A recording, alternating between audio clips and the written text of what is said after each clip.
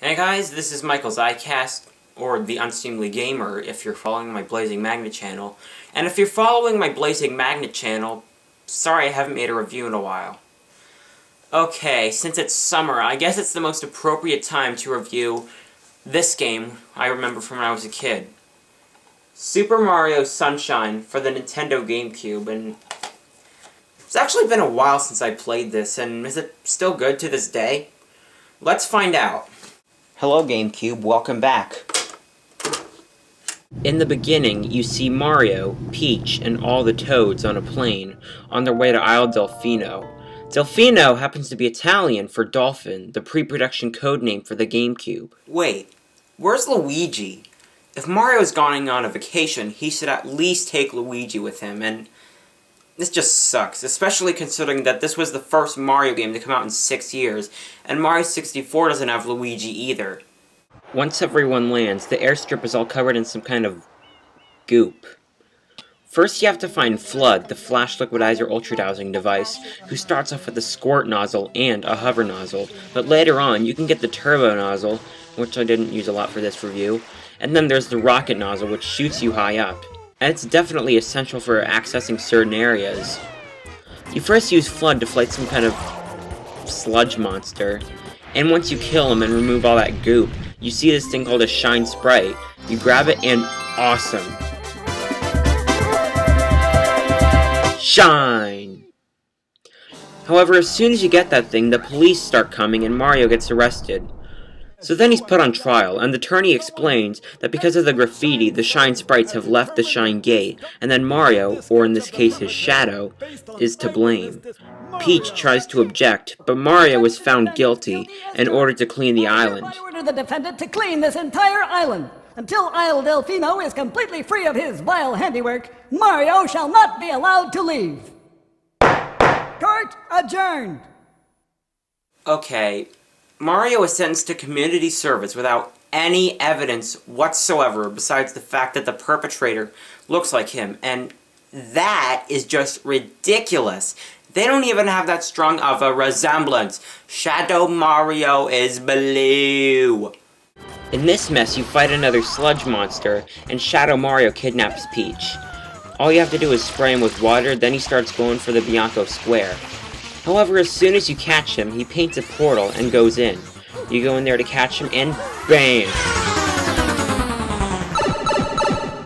So here we are at Bianco Hills. This is one of 7 courses in the game. Yeah, it's pretty disappointing that there are only 7 courses instead of 15. I don't know what it is, but I just like the wider variety that Mario 64 has. Unlike Mario 64, where you can do the levels of a course in any order, you pretty much have to go through the episodes of a course in order. The 7th episode of a course is always a level where you just have to chase Shadow Mario, and they all have to be beaten before you unlock Corona Mountain. A Shadow Mario level is usually rather easy compared to some of the more difficult episodes, which is another complaint I have.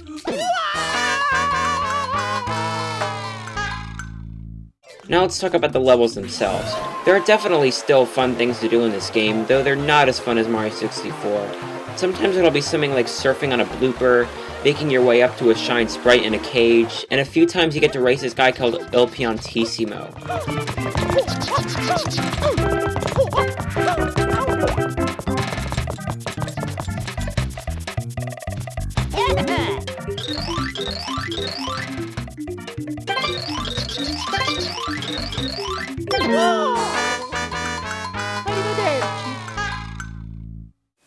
Losing the race killed me?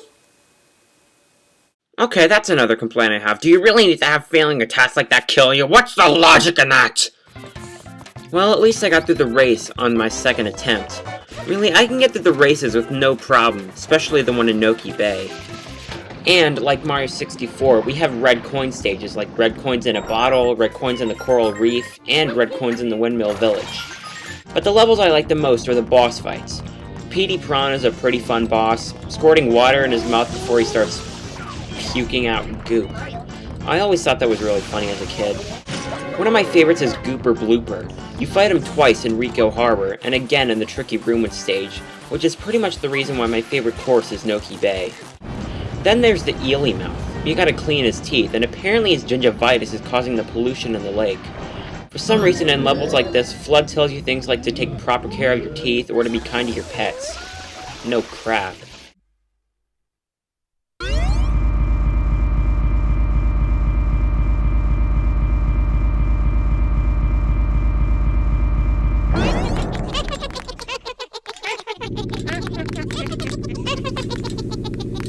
Whoa! God, that's creepy. Phantom Manta is definitely one of the most daunting bosses. He's not actually that hard, but it's just creepy when all the smaller rays start trying to kill you. The levels I find to be the least fun are the secret levels, mainly because they can be pretty difficult. First off, when you enter a secret level for the first time, Shadow Mario takes Flood away, leaving you to rely on your acrobatic skills. It's not always hard, but can be annoying, like trying to hop up these trampolines, advancing upward via wall kick, or trying to reach this platform and the Yoshi Go Round secret, and the controls and camera system don't help much. I find the secret in the Piana Village to be the weirdest one. You talk to a piano to get him to toss you to the next platform, and before he throws you, he says, "I'm a chuckster!" combined with the stupid noise he makes. I really like the hilarious noises that everyone makes.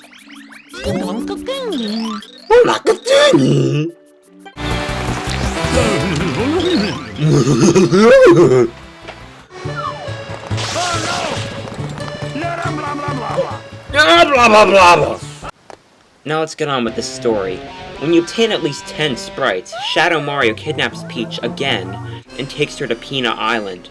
On the island is Peanut Park, where Shadow Mario heads for the pool, and Mecha Bowser shows up. My god, crap is gonna get real.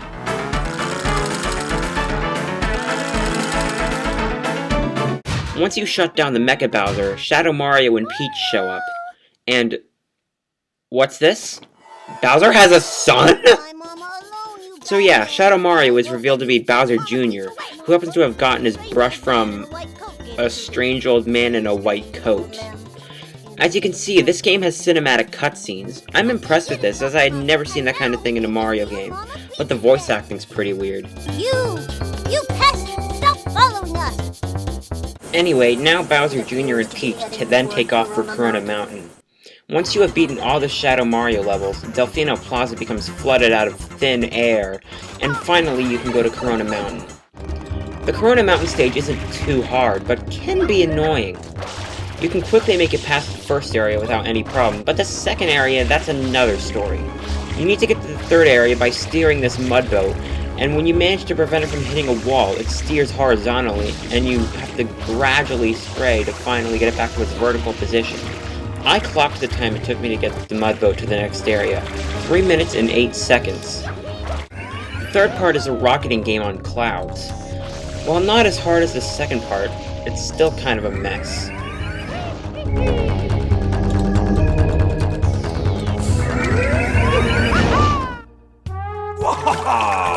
The water's great, hey Junior? God, the voice acting's even worse on Bowser. Most of the bosses aren't too easy, but this fight with Bowser... blah. After you beat him, Peach and Mario land safely, but Flood shuts down.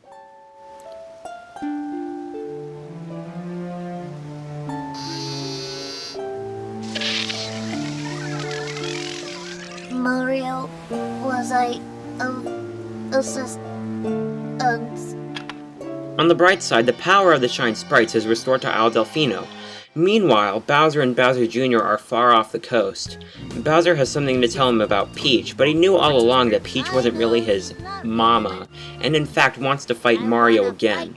Soon, Flood is fixed, the vacation can start, and the game is finally over. The vacation starts now. Now let's give the final scores, in 5 categories from 1 to 10. 1 being awful, and 10 being excellent. For graphics, I'll give it an 8 out of 10. Sound, 8 out of 10. Gameplay, 8 out of 10. Challenge, 7 out of 10. Replay value, 8 out of 10. And overall, I'll give it a 7.8 out of 10. You will have fun with this game, but not as much fun, and if not because it's more linear, then because it's more difficult.